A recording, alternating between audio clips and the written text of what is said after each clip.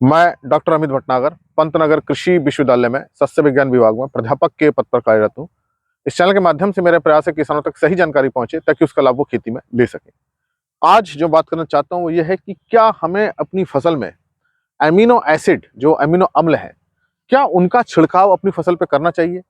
क्या इससे फसल को फायदा होता है? क्या इससे उपज बढ़ती है या इससे कुछ ग्रोथ पर असर आता है? आप मेरी पूरी बात को जब सुनेंगे तो आपकी समझ में आएगा कि अमीनो एसिड होते क्या हैं, इनका पौधे में क्या काम है, क्या वास्तव में इनके छिड़काव की जरूरत है या नहीं है? अगर है तो किस परिस्थिति में हमको इसका छिड़काव करना चाहिए? देखिए, अमीनो एसिड क्या होते हैं? नाइट्रोजन से बनते हैं। पौधों की जड़ें नाइट्रोजन को अवशोषण करती हैं नाइट्रेट के रूप में या अमोनियम के रूप में।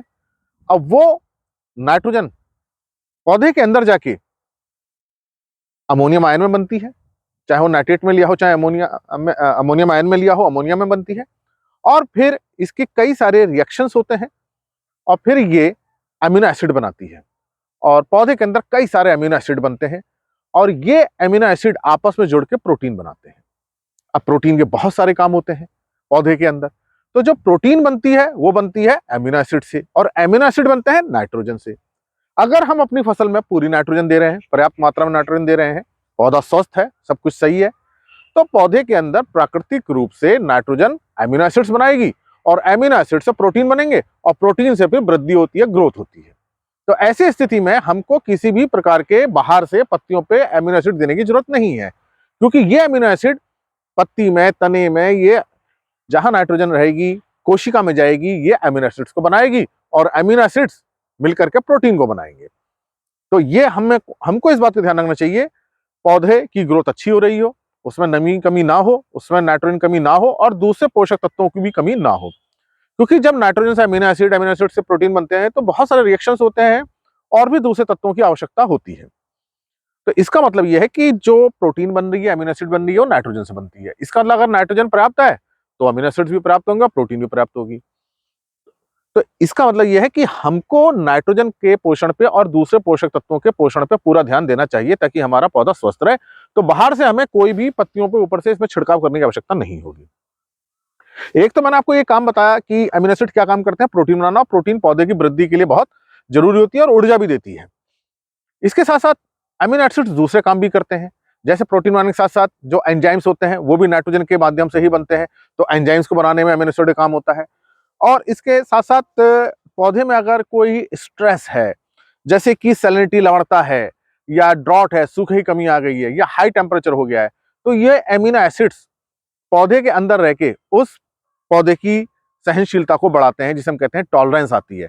तो साल्ट सैलिनिटी के अगेंस्ट टॉलरेंस आती है, ड्रॉट के अगेंस्ट टॉलरेंस आती है, हाई टेम्परेचर के अगेंस्ट टॉलरेंस आती है।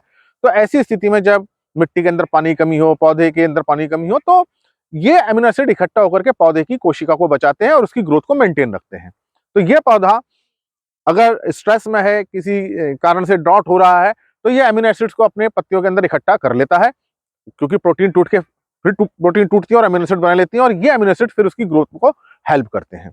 तो अगर हमारी फसल किसी स्ट्रेस में है, सॉइल की सैलिनिटी ज्यादा हो गई है, तो वो नाइट्रोजन को अपटेक नहीं कर पाएगी, तो उसके अंदर अमीनो एसिड नहीं बन पाएगा। इसी तरह से ड्रॉट होने लगा है, सूखे हो रहा है, नमी कमी हो रही है, नाइट्रोजन का अवशोषण कम हो रहा है, तो पौधा अपने अंदर अमीनो एसिड नहीं बना पाएगा। और भी कोई दूसरे कारण हो सकते हैं, बायोटिक स्ट्रेस हो सकते हैं कि जब पौधा अपनी ग्रोथ को सही से नहीं ले पा रहा है।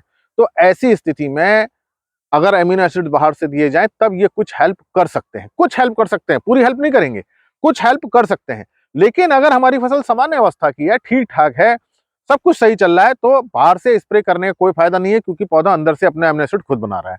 तो एक तरह से ये स्ट्रेस टॉलरेंस की एक स्ट्रेटजी होती है, किस तरह से हम स्ट्रेस आ गया है पौधे में, कमी आ रही है, तो कैसे हम उसकी ग्रोथ को बचा के रखें, कैसे उसकी ग्रोथ मेंटेन रखें, तब तो अमीनो एसिड का स्प्रे कुछ काम कर सकता है। मैं बार बार कह रहा हूं, कुछ काम कर सकता है, पूरा बहुत अच्छी तरह से काम नहीं करेगा कि उपज आप बहुत ज्यादा उपज बढ़ा देगा, ऐसा नहीं होगा।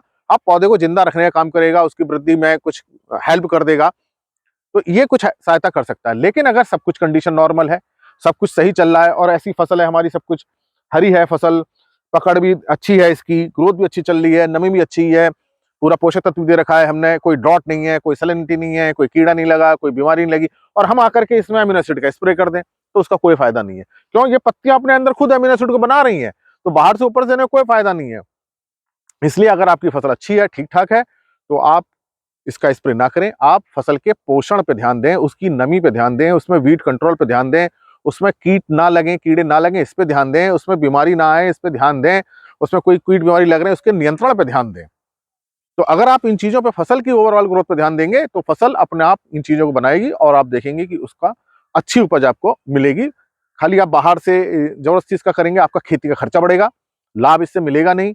इसलिए इन चीज़ों को तब प्रयोग करना चाहिए जब हमारी फसल किसी स्ट्रेस में आ जाए, किसी कारण से सूखा पड़ जाए, बहुत तेज गर्मी हो जाए, मिट्टी के अंदर सैलिनिटी बहुत ज़्यादा हो जाए कि पौधा उसको सहन नहीं कर पा रहा है।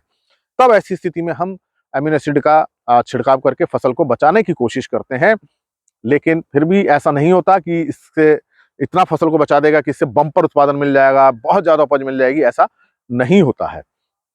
इसलिए साइंस को थोड़ा समझें, विज्ञान को समझें, पौधा कैसे पोषक तत्वों को लेता है, क्या-क्या बनाता है, पौधे के अंदर क्या-क्या चीज़ें बनती हैं, उनका क्या-क्या काम होता है। अगर इसका हमें थोड़ा ज्ञान हो जाएगा, तो हमको समझ में आने लगेगा कि किन चीज़ों को देने की ज़रूरत है और किनको देने की ज़रूरत नहीं है।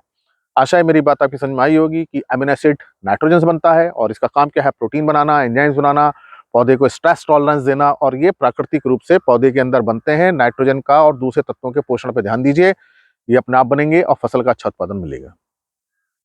इसी प्रकार के लेक्चर्स को देखने के लिए कृषि किसान प्लेलिस्ट देखिए और अगर चैनल सब्सक्राइब नहीं किया है तो सब्सक्राइब कीजिए। धन्यवाद।